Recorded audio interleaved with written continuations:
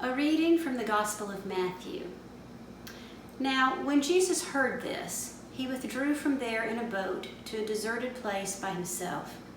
But when the crowds heard it, they followed him on foot from the towns. When he went ashore, he saw a great crowd, and he had compassion for them and cured their sick.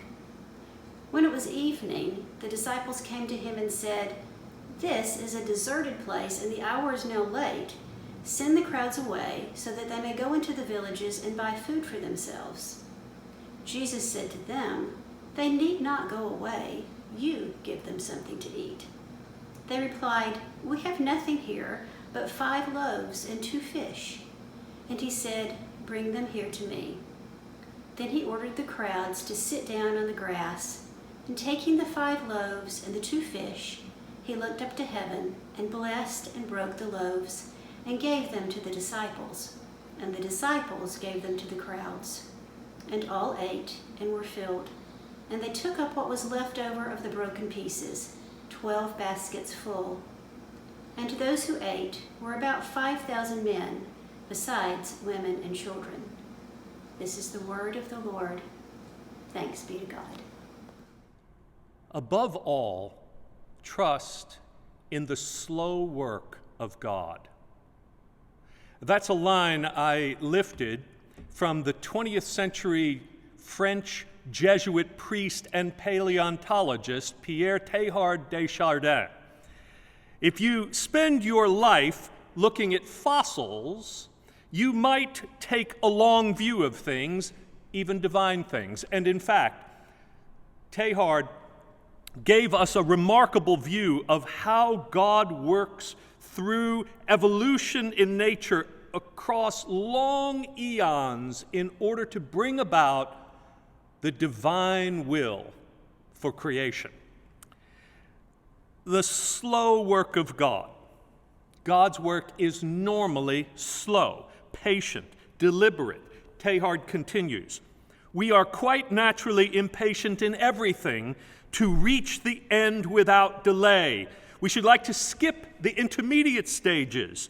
We are impatient of being on the way to something unknown, something new, and yet it is the law of all progress that it is made by passing through some stages of instability, and that it may take a very long time."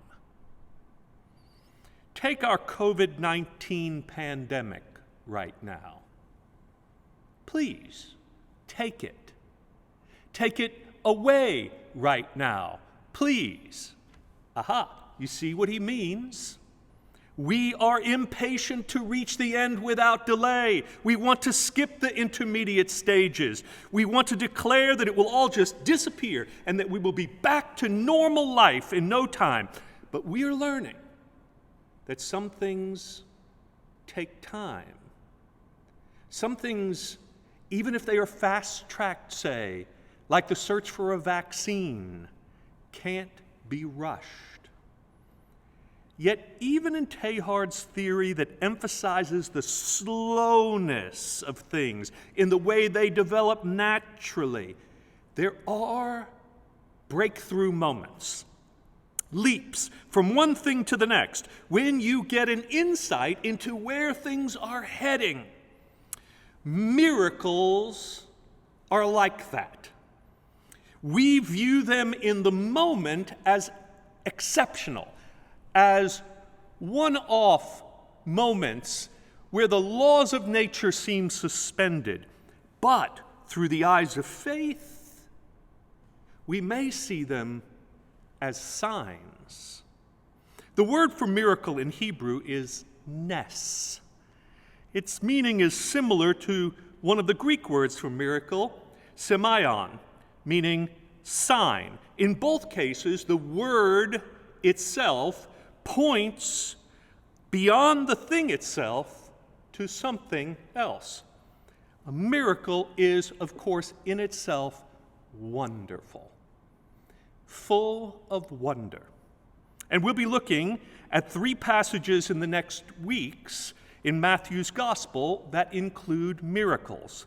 These come right after the section in Matthew's gospel that is around teaching, Jesus' teaching ministry. It's like the game of show and tell, only in reverse.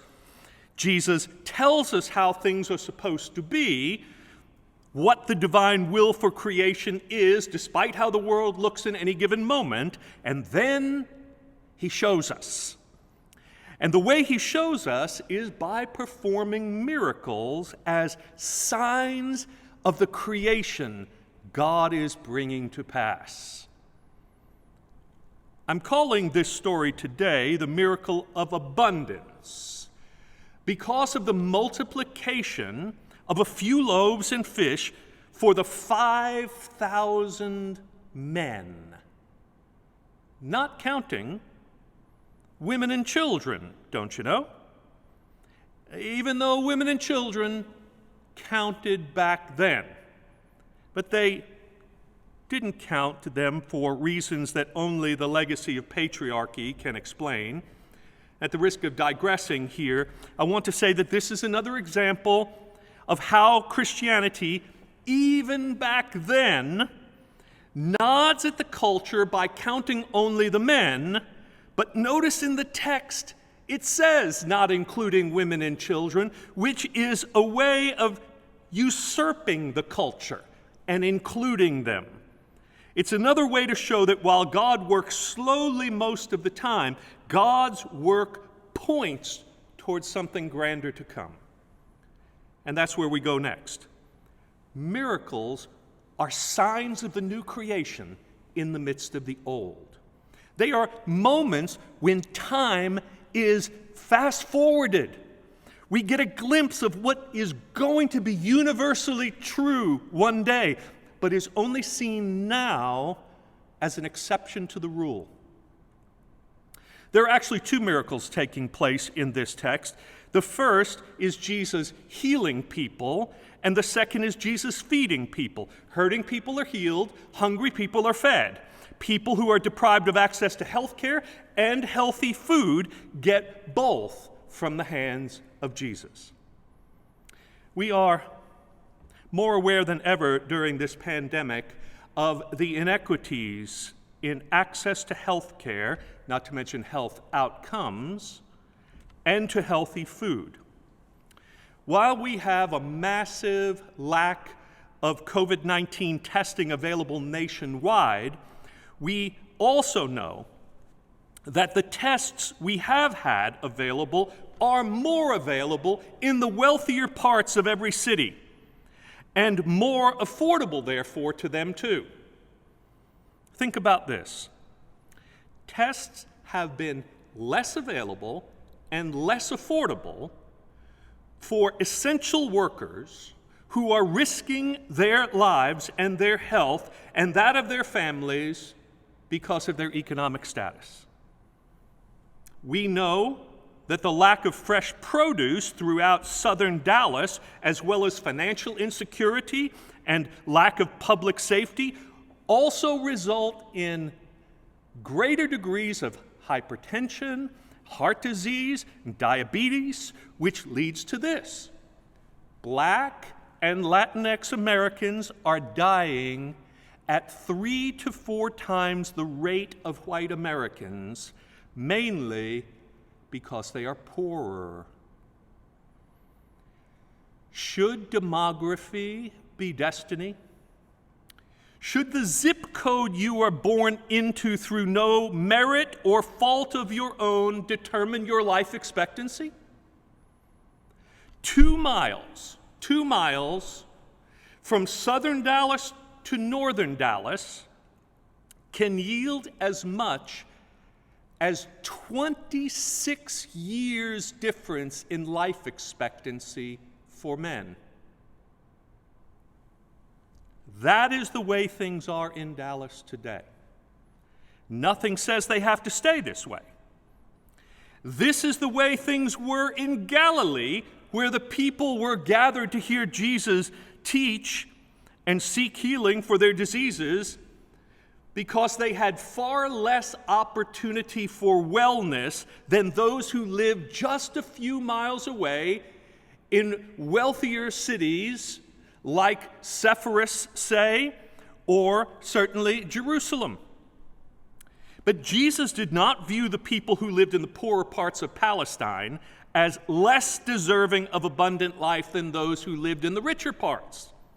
His healing and feeding miracles actually enact the prayer he taught us to pray, which we just prayed a little while ago together, that God's kingdom come, that God's will be done on earth as it is in heaven. Oh, and also that part about give us this day our daily bread. C.S. Lewis talked about miracles as nature sped up. It's not the suspension of nature, but the completion of it that we see in a miracle. What we know through laws and general principles, Lewis says, is a series of connections. But in order for there to be a real universe, the connections must be given something to connect to. Miracles challenge us to believe in these connections, that there is more going on in the world than can meet the eye, that God is going on in the world, that creation is longing for its own deliverance from scarcity, that it wants to come into its God-ordained abundance. In these miracles of abundance, Jesus unlocks the gates that keep creation from its wholeness. He knocks down the barriers that keeps creatures from experiencing the abundant life he promises. He opens up our imagination to see what is possible even in the midst of our distress. But Jesus doesn't do these things alone. He uses what is already around us, and he uses us.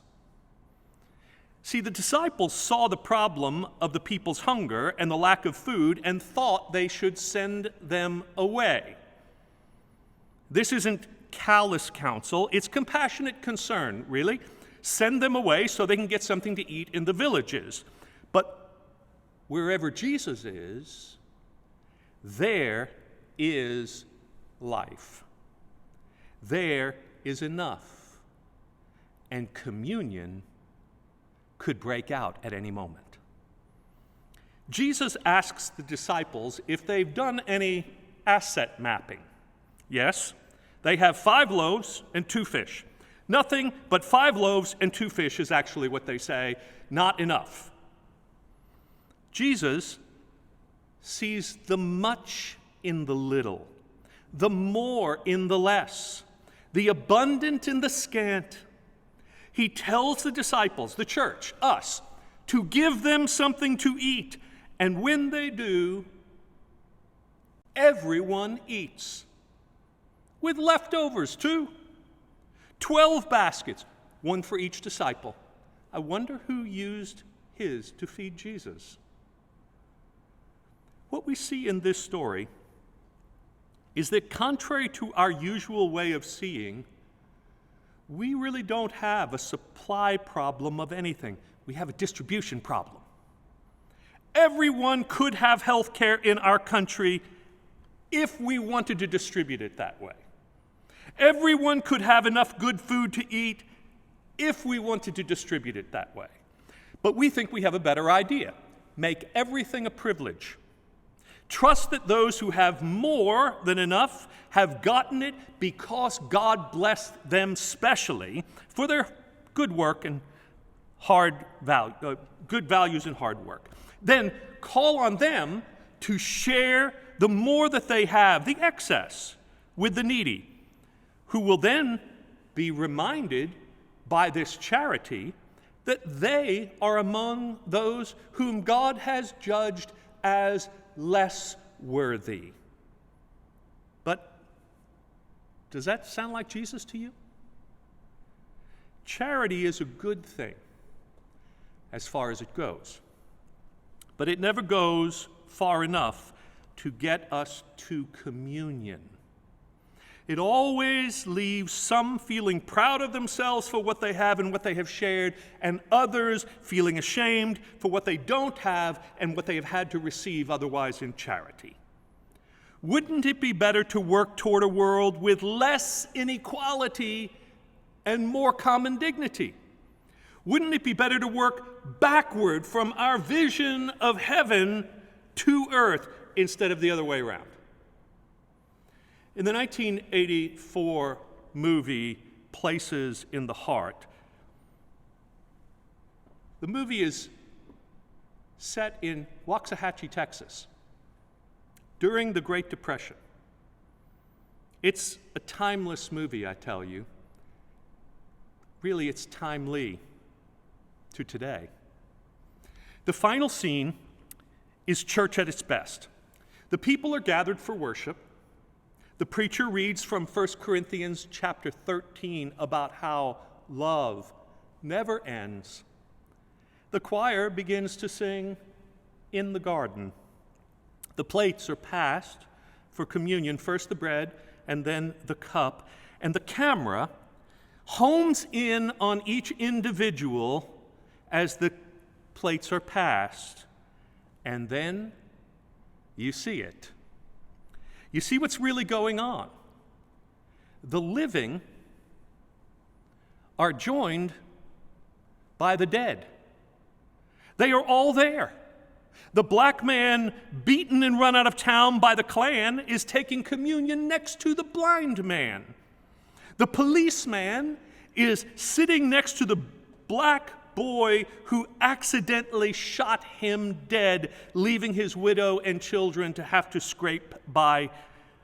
The philandering husband and his wife are there, now reconciled.